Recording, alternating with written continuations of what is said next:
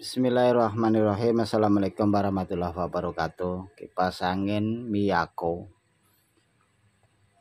ini yang punya udah nyerah, akhirnya dibawa ke tempat saya.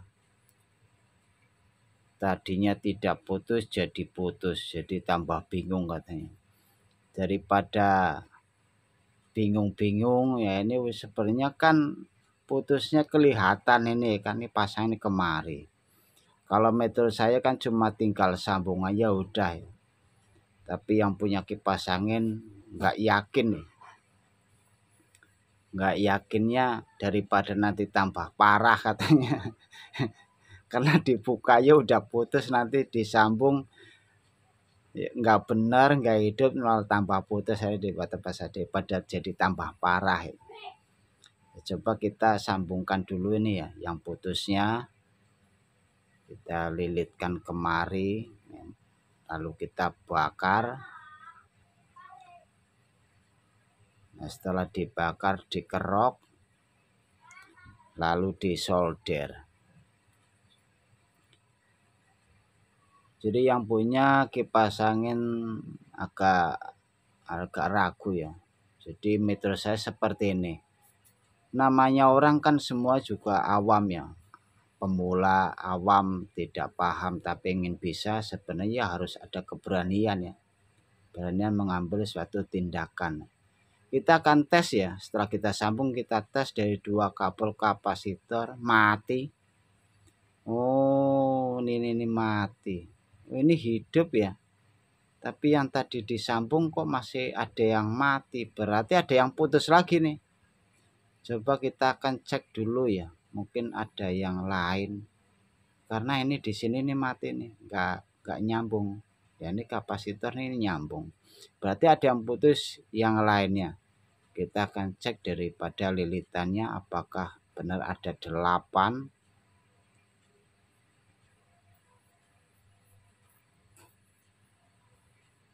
Semuanya ada 8, betul ya, tidak ada yang putus lagi. Semuanya masih utuh. Mungkin di tempat lain putusnya ya, mungkin di sini nih. Kita akan cari dulu putusnya. Nyari yang lecet ya atau tergores bekas benturan. Nah ini nih. Ini kan udah kelihatan nih. Bekas kena rotor. Nah ini nih, bekas kena rotor tergores jadinya mengakibatkan putus. Ya ini kita akan sambung dulu nih, rapikan dulu.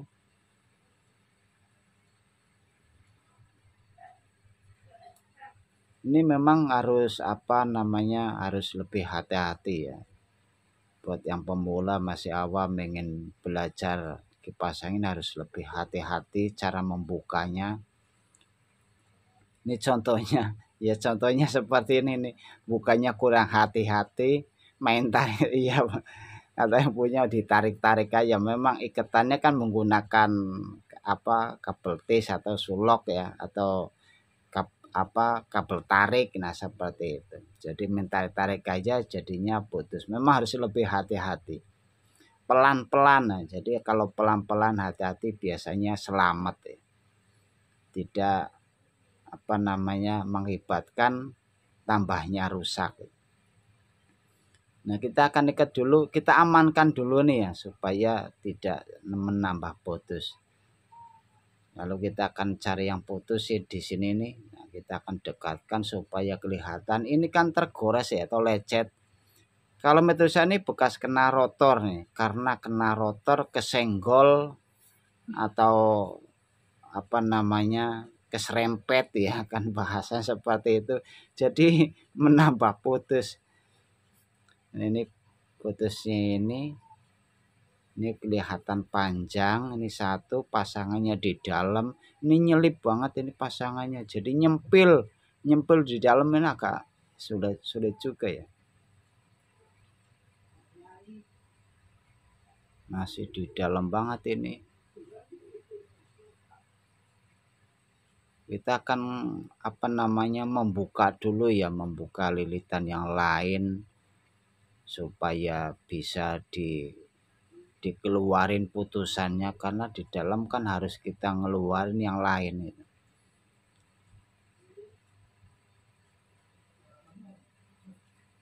Kalau keras ya, kita teteskan dulu menggunakan thinner A. Kan ini kerasnya itu karena sirlak ya. Jadi sirlak itu lemahnya atau lunturnya ya ditetesin thinner. Diamkan 1 menit 2 menit baru kita korek-korek ya supaya lembut atau lentur ya, tidak kaku. Ini putusnya nih di sini nih. Nah kan pendek banget. Kita akan buka ikatan dulu ya supaya ngoreknya itu bisa lebih leluasa.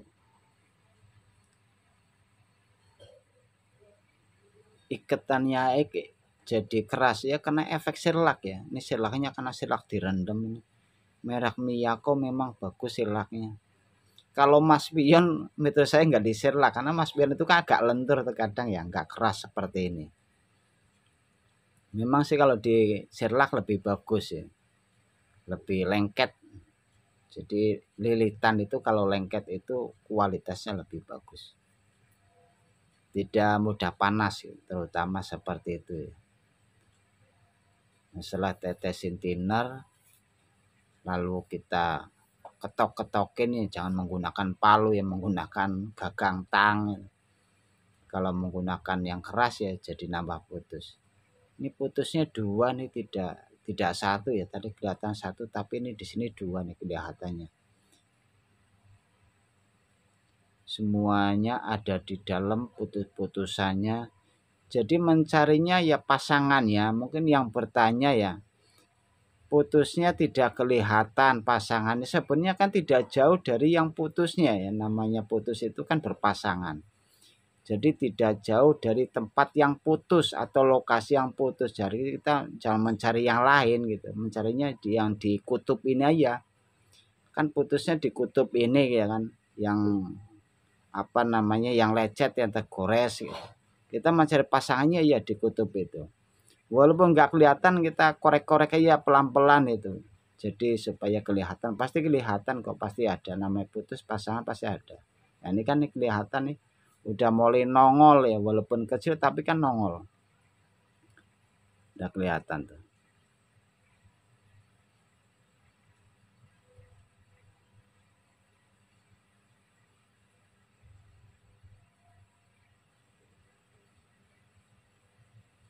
Kalau tidak menggunakan cutter agak sulit ya. Karena cutter ini kan agak kaku. Ya jangan yang baru atau yang tajam, jangan yang udah tumpul. Jadi cutternya itu cutter yang udah bekas, udah jelek ya. Jadi kan tidak tajam. Kalau baru, cutter baru otomatis kan tajam. Ini saya menggunakan cutter yang udah tidak tajam. Jadi kita ngorek-ngoreknya di sini tuh aman gitu. Memang masih di dalam banget ini ya. Ujungnya kelihatan pendek sekali gitu. Ujungnya. Nah ini pasangan udah mau ketemu nih, mau ketemu pasangannya. Udah ada. Nah ini nih. Nah ini pasangannya. Yang satu. Jadi kalau kita cari-cari terus otomatis kan ketemu. Seperti inilah. Nah ini udah ketemu satu, tinggal satu lagi ya. Karena putusnya kan 2, ini masih ada nih kelihatan. Mungkin kalau yang keterbatasan dengan penglihatan bisa menggunakan kaca pembesar atau kaca bantu ya, supaya bisa dikerjakan. Nah ini kan kelihatan tuh kecil banget ya. Mudah-mudahan sih masih bisa dikerok terus disolder. Kalau di printer udah nggak mungkin bisa karena terlalu pendek.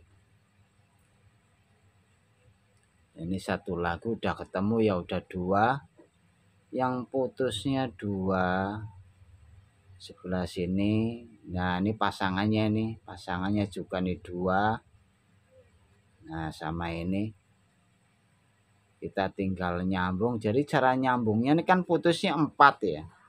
Kalau putusnya 4 ini nyambungnya harus benar, karena putusnya ini kan jalurnya jalur speed atau jalur kapasitor. Kalau jalur utama ya bebas ya nyambungnya, karena kan kutubnya itu kan satu jalur. Kita akan tes dari 2 kabel kapasitor ya. Ini harus ada yang hidup nih dari yang putus ini. Ini hidup, alhamdulillah nih ada yang hidup. Udah ketemu, kita pindahkan lagi kapasitor yang warna merah. Harus ada yang hidup. Nah, ini benar hidup ini ya. Ini hidup. Warna merah ada pasangannya hidup. Berarti ini bisa disambung. Jadi cara nyambungnya begini ya. Kita akan mencari yang hidup. Nah, ini hidup. Kita lebih dekatkan lagi supaya jelas. Jadi kita akan menyambung yang tidak hidup. Ini hidup pasangnya kemari, yang kemari tidak hidup, ini jadikan satu. Jadi yang tidak hidup atau tidak nyambung dijadikan satu. Jadi kalau yang nyambung tidak disambung karena udah nyambung ya, jadi tidak disambung, tidak dijadikan satu. Jadi cara nyambungnya itu kalau apabila putusnya 4 ada pasangan yang hidup, yaitu yang tidak disambung ya. Jadi yang hidup tidak disambung, yang tidak hidup disambung. Namanya putus kan otomatis tidak hidup. Supaya hidup ya harus disambung. Karena putusnya kan 4, kalau putusnya 2 ya tinggal nyambung aja ya, lebih mudah. Kalau putusnya 3 ya kita tinggal hidupkan dulu posisinya. Yang tidak nyambung-nyambung itu disambung-sambungin. Dijadikan 2 kanan dan 2 kiri. Kalau putusnya 10 mungkin udah kebanyakan, ya buang aja satu kutub.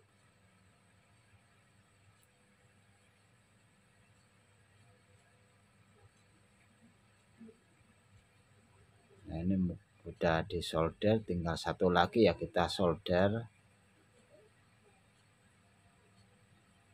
Jadi ngeroknya memang harus bersih ya supaya langsung nempel. Kalau kawatnya ngeroknya nggak bersih, tembaga masih ada lapisannya, itu udah nggak mungkin nempel ya. Nggak mungkin nempel apabila disolder karena kawat lapisannya itu sangat tebal ya. Nah, yang penting nyambung seperti ini. Nyambung, hidup, dicolokin listrik, muternya itu intinya kan seperti itu.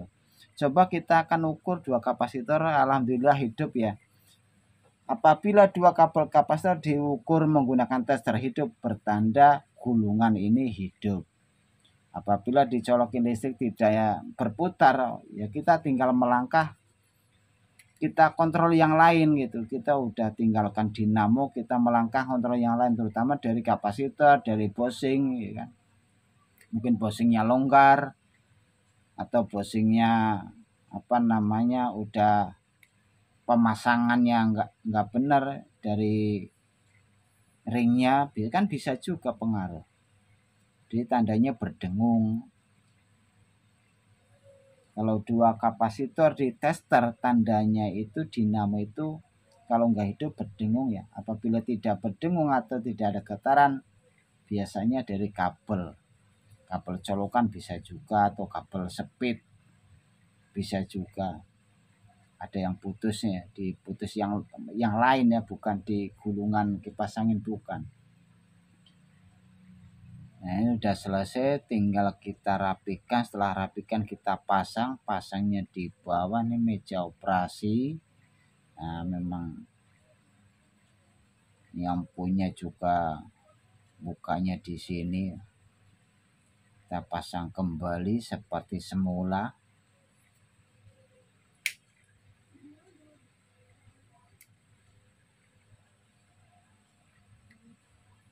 Yang punya kipas angin agak ragu mau nyambung, takut gak hidup.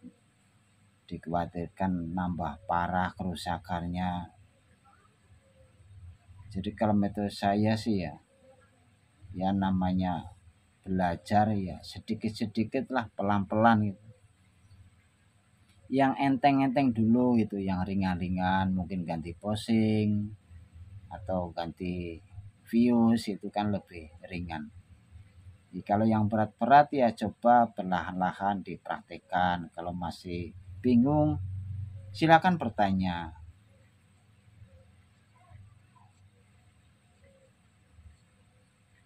Insya Allah mudah-mudahan ada solusinya. Kita akan coba tes menggunakan listrik. Tadi diukur menggunakan tester 2 kapasitor hidup. Kita coba menggunakan listrik. Apabila tidak hidup ya kita tinggal mencari permasalahan yang lain ya. Kita colokan, alhamdulillah ini hidup ya. Hidup. Wah, kenceng juga termasuknya nih. Ini merek Miyako menurut saya bagus juga ya. Karena dari bodinya ini kalau dicolokin ya itu kan bodinya bergetar ini. Ya kan gerakannya kenceng loh. Gerakannya kenceng. Nah, ini berarti pemutarnya kencang itu tanda-tanda ya, tandanya seperti itu. Ini speed nomor 1, coba speed nomor 3, ini gerakannya lebih kencang lagi, ya kan? Loh, itu ciri-cirinya seperti itu, gerakannya, getarannya, angkatannya ya, seperti itu. Jadi lebih kencang pemutarannya, lebih getarannya atau gerakannya lebih keras. Speed 1, 2, dan 3 hidup. Alhamdulillah. Terima kasih. Wassalamualaikum warahmatullahi wabarakatuh.